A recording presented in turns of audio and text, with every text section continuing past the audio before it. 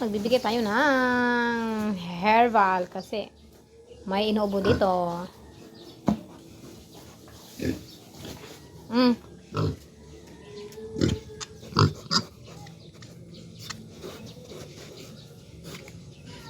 Yan na guys. Ayan na siya.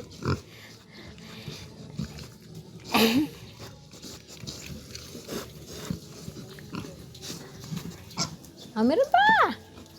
Oh.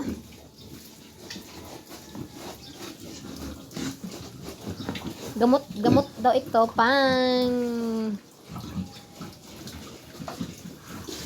sa mga ubo nila. Yan, gustong-gusto nila.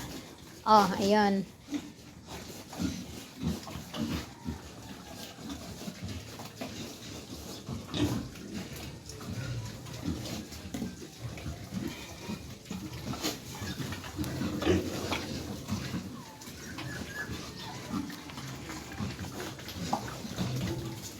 And then, tawag dito guys ay kalabo. Hindi ko alam kung ano sa Tagalog.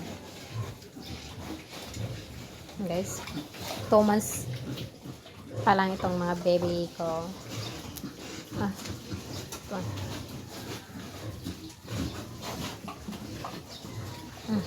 Cheers. Kasi mainit ang panahon ngayon, kaya may isa ko ditong lubo. Kaya binibigyan ko sila ng gamot. Halamang gamot. Mabisa po.